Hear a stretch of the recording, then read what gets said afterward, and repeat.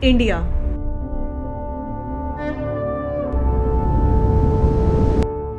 जिसका इतिहास हजारों साल पुराना है, जहां पे जीरो का आविष्कार हुआ, जहां नालंदा और तक्षशिला जैसी टॉप यूनिवर्सिटीज हुआ करती थी, जहां देश विदेश से लोग सीखने आया करते थे। लेकिन आज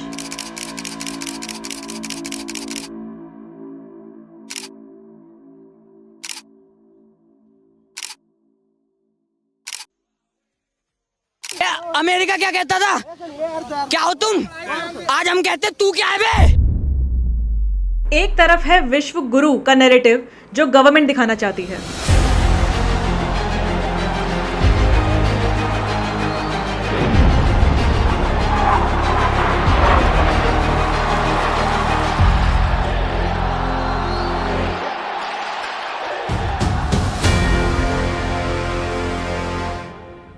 और दूसरी तरफ रियलिटी ये है कि आज एक आम आदमी सिविक सेंस तो छोड़ो, कॉमन सेंस का मतलब भी भूल चुका है। और अब कुछ लोग ना इस वीडियो के नीचे भी कमेंट करके ये बोलेंगे कि पाकिस्तान को देख लो या बांग्लादेश को देख लो, उनसे तो लाख गुना बेटर है हम।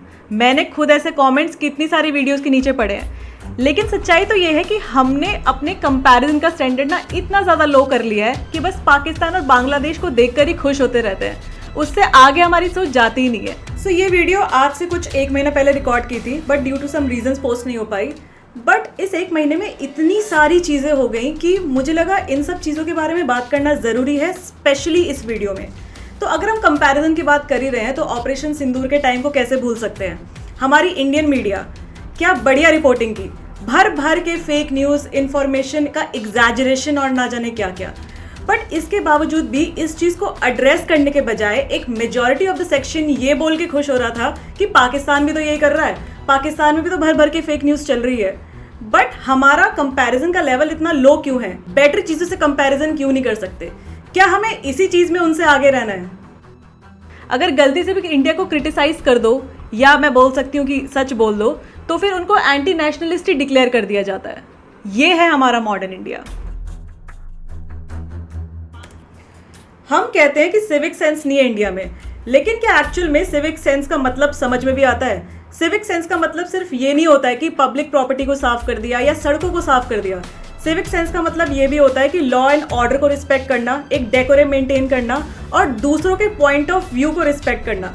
अब अगेन ऑपरेशन सिंदूर की बात करें तो हिमांशी नारवाल, जिनके हस्बैंड पहलगाम टेरर अटैक में विक्टिम थे, उनको कितनी ट्रोलिंग मिली जस्ट बिकॉज उसने अपना एक पॉइंट ऑफ व्यू शेयर कर दिया कि कोई मुस्लिम है या कश्मीरी है तो उससे नफरत ना की जाए।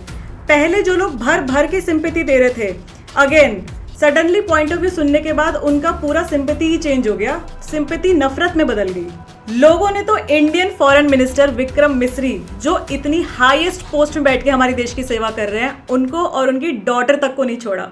क्यों? ऐसा क्या कर दिया था उन्होंने सिर्फ सीज फायर अनाउंस कर दिया था इंडिया की तरफ से, सिर्फ अनाउंस। मतलब is this the world we are living in? वो तो सिर्फ अपनी ड्यूटी कर रहे थे, भाई उनकी क्या गलती है इसमें? एनसीडब्ल्यू की चेयरमैन को भी बीच में आके बोलना पड़ा कि citizens should rise above such behaviour and show some respect.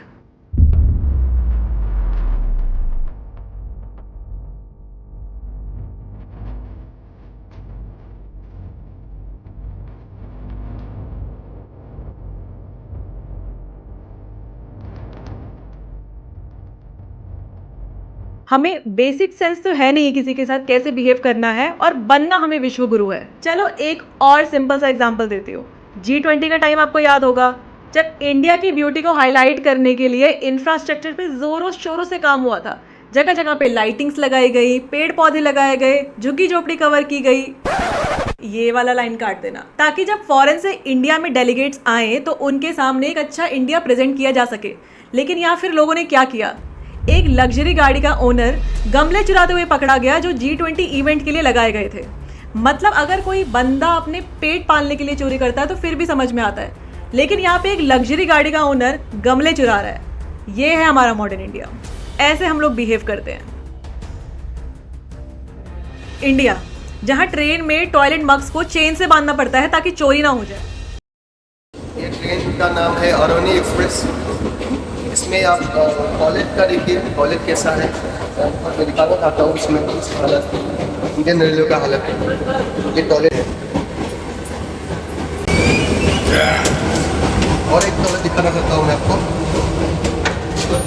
ये टॉयलेट है, कितना गंदा है। हम हमेशा कन्वीनियंटली गवर्नमेंट को ब्लेम करके निकल जाते हैं कि गवर्नमेंट की वजह से ही तो हम लोग सुपर पावर नहीं बन पा रहे हैं, लेकिन हम लोग ये बिल्कुल भी सोचना नहीं चाहते हैं कि असली देश तो लोगों के एटीट्यूड से बनता है। अगर पब्लिक ही सुधरना नहीं चाहती है तो कोई भी नेता देश सुधार नहीं सकता है। लीडर्स वही करते हैं जैसा लोग सोचते हैं, जैसा लोग चाहते हैं, लेकिन हम तो हिंदू मुस्लिम से बाहर ही नहीं आ पा रहे हैं, तो इसलिए हमारी गवर्नमेंट भी इससे बाहर नहीं आ पा रही है। लोगों का माइंडसेट ही गलत होता जा रहा है और आज हम इसी माइंडसेट के बारे में इस वीडियो में बात करेंगे। Hi guys, my name is Shivangi and you are watching buzz loud. और इसी बज़ लाउड चैनल पे मैंने कुछ टाइम पहले एक वीडियो बनाई थी। क्या स्पिरिचुअलिटी सबको इक्वली ट्रीट करती है? मुझे तो ऐसा नहीं लगता। वीआईपी कल्चर बैन होना चाहिए, सबको इक्वल ट्रीटमेंट मिलना चाहिए, फिर चाहे वो सेलिब्रिटी हो या आम आदमी हो, अमीर हो या गरीब हो। लेकिन अब लग रहा है ये बोल के गलती कर दी, क्योंकि ये देखो हमारे देश के युवाओं को, क्योंकि अगर छपरी टर्म यूज कर दूंगी तो काफी लोग ऑफेंड हो जाएंगे। मैं हूँ, ये मेरा भाई है।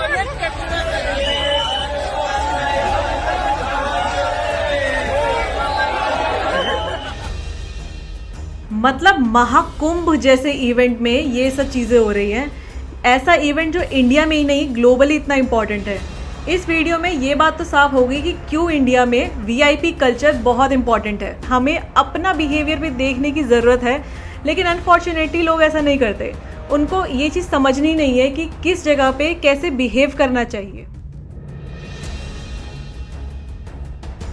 इस वीडियो को ही देख लो जिसमें ये आदमी खुले में मेट्रो में शराब पी रहा है। आपकी स्क्रीन पर कमेंट्स आएंगे, देखो क्या चल रहा है। कम से कम नंगा तो नहीं नाच रहा ना। अब बंदा चैन से दारू भी ना पिए। दिल्ली दिल वालों की, आजकल की नंगी लड़कियों के सीन से तो अच्छा ही है। एंड सरप्राइजिंगली और नॉट सरप्राइजिंगली काफ़ी सारे कमेंट्स तो लड़कियों के ही हैं। आजकल जेंडर बेसिस पे डिफाइन हो जा रहा है कि कौन सही है कौन गलत। विमेन शेमिंग एक अलग ही ट्रेंड बनता जा रहा है। अगर यही काम कोई लड़की कर रही होती तो कमेंट्स इस तरह से नहीं होते, ये बात आप भी जानते हो। शायद ऐसे भी कमेंट्स या डेफिनेटली ऐसे कमेंट्स होते जो मैं अभी रीड भी नहीं कर पाती। वेस्टर्न कंट्रीज में ना लोग अपने टाइम पास के लिए एक गेम खेलते हैं, the Indian street view garbage challenge. Rules बहुत ही सिंपल हैं। गूगल स्ट्रीट व्यू खोलो, इंडिया के किसी भी कोने में जूम करो और कोशिश करो कि किसी कोने में कचरा ढूंढने की, और गेस करो क्या होता है। वो पहली बारी में ही जीत जाते हैं। Exploring India until I find trash or it gets ugly using Street View. I'm gonna cover my eyes and drop the pin anywhere.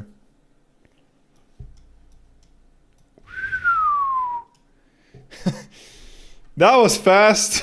That animal's feasting on it, bruh. उनके लिए तो ये मजाक है, लेकिन हमारे लिए कई लोगों को ये रेसिस्ट लग सकता है, लेकिन हमें एक मिरर दिखा रहा है कि इंडिया के सिविक प्रॉब्लम्स पूरी दुनिया के सामने ओपनली विजिबल हैं। अगर आप most polluted countries in the world search करोगे तो आपको इंडिया टॉप 5 की लिस्ट में मिल ही जाएगी। अब कई लोग बहुत कन्वीनियंटली बोल देंगे कि वेस्ट मैनेजमेंट की बहुत बड़ी प्रॉब्लम है इंडिया में, लेकिन सेल्फ मैनेजमेंट की बात नहीं करेंगे। तो दोस्तों ये है 1 साल पहले चली हुई अमृत भारत एक्सप्रेस। अभी मैंने इसमें यात्रा की है। कुछ चीज़ें जो मैं शेयर करना चाहूँगा आपसे। गाड़ी तो रेलवे ने बेस्ट दी है, इंडियन रेलवे ने बेस्ट दी है, पर इसके लिए जिम्मेदार कौन है? इतनी बढ़िया ट्रेन है, 1 साल बाद इसका अगर लोग ऐसा हाल बना देंगे तो क्या होगा? अगर कहीं पे लिखा होता है डोंट लिटर हेयर और साइड में डस्टबिन भी रखा होता है, फिर भी लोगों का एटीट्यूड ऐसा है कि डस्टबिन के बाहर कूड़ा फेंक के निकल जाएंगे, डस्टबिन में नहीं फेंकेंगे। There is a bin right here, but no one chooses to use it. I'm in India right now and they're doing this like community giveaway on the streets because it's very hot, so they're giving away these free drinks, but when they're finished with it, it just ends up on the street. मेरी ही colony में daily कूड़ा collect करने की गाड़ी आती है, लेकिन फिर भी आधे से ज़्यादा लोग वहाँ कूड़ा नहीं देते। अपने कन्वीनियंस के हिसाब से कोई एक जगह सेट कर रखी होती है, वहाँ कूड़ा डंप करके चले जाते हैं। ये है हमारा एटीट्यूड और बनना है हमें सुपर पावर। हम बोलते हैं प्राउड टू बी इंडियन, लेकिन उसी मुंह से दीवार पे थूक देते हैं। उसी मुंह से अगर कोई साफ और अच्छी जगह दिखती है तो बोलते हैं ऐसा लग रहा है जैसे फॉरेन कंट्री हो, इंडिया तो लग ही नहीं रहा है। जहाँ लिखा होता है पेशाब करना मना है, वहीं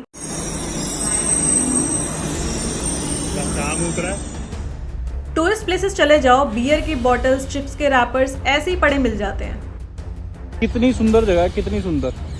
और ये देखो, ये हाल कर रखा है, 2 कदम की दूरी पे डस्टबिन है। अगर किसी मॉल के अंदर कचरा नहीं फेंक सकते तो रोड पे क्यों? अगर बाहर की कंट्रीज के रूल्स रिस्पेक्ट कर सकते हो तो अपनी कंट्री के क्यों नहीं? जापान में सेल्फ रिस्पॉन्सिबिलिटी की वैल्यू बहुत स्ट्रांग है। पब्लिक बिन्स कम मिलते हैं, फिर भी लोग अपना कचरा घर ले जाके डिस्पोज करते हैं। उन्होंने क्लीनलीनेस सिर्फ एक रूल नहीं, एक हैबिट बना ली है। स्विट्जरलैंड में लोग क्लीनलीनेस को सिविक प्राइड और आइडेंटिटी से जोड़ते हैं। और हम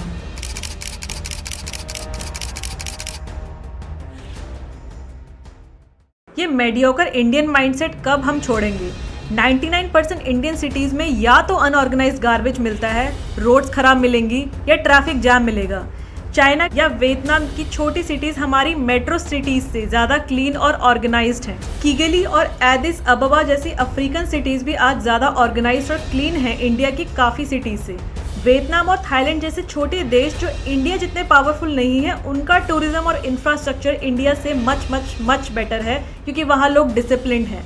हम लोग ये अक्सर डिस्कशन करते रहते हैं कि इंडिया का भी डेवलप कंट्री बन ही नहीं सकता, लेकिन जब अपने एटीट्यूड को या अपने माइंडसेट को फिक्स करने की बारी आती है तो हम लोग ही पतली गली से निकल लेते हैं। क्वालिटी ऑफ लाइफ को इम्प्रूव करने के लिए हर साल लाखों इंडियंस देश छोड़कर जर्मनी, फ्रांस और यूके जा रहे हैं। कैसे रहे हो यार इंडिया में? इतनी ज़्यादा गंदगी है, इतना ज़्यादा पॉल्यूशन है, रोड्स अच्छी नहीं है, लोगों में मैनर्स नहीं है, सिविक सेंस नहीं है। ऐसी कितनी सारी लाइंस मैं डेली बेसिस पे सुनती हूँ अपने उन फ्रेंड से जो इंडिया से शिफ्ट होके बाहर चले गए हैं। क्या नहीं है इंडिया में? हमारे पास टैलेंट है, रिसोर्सेज हैं, इतनी रिच हिस्ट्री है, लेकिन फिर भी लोगों से बेसिक बिहेवियर का ध्यान नहीं रखा जाता। जब डेली बेसिस पे लोग यही सब प्रॉब्लम्स फेस करते हैं तो उनको यही लगता है कि शायद बाहर जाके उनको ज़्यादा सुकून मिलेगा। इंडिया को सेफ और सुंदर बनाना सिर्फ गवर्नमेंट की रिस्पॉन्सिबिलिटी नहीं है, हमारी भी है। और ये तभी स्टार्ट होगा जब हम खुद के साथ साथ अपनी आने वाली जनरेशन को एम्पैथी, सिविक सेंस और रूल्स की रिस्पेक्ट करना सिखाएंगे। सिर्फ नेशनल एंथम पे खड़े हो जाने से देश के किसी काम नहीं आओगे। इंडिया में स्ट्रिक्ट लॉज की कमी है, बिल्कुल, लेकिन क्या हम अच्छी आदतें तभी अपनाएंगे जब हम पे बड़े बड़े रूल्स या लॉज थोपे जाएंगे? क्या अच्छी आदतें, बेसिक मैनर्स या हाइजीन हमें अपनी आइडेंटिटी का पार्ट नहीं बनाना चाहिए? ये बात समझनी होगी कि सुपर पावर बनने के लिए सिर्फ जीडीपी ही नहीं, मेंटालिटी भी ग्रो करनी होगी। I hope you like the video. Make sure you drop your thought in the comments and I will see you in the next video.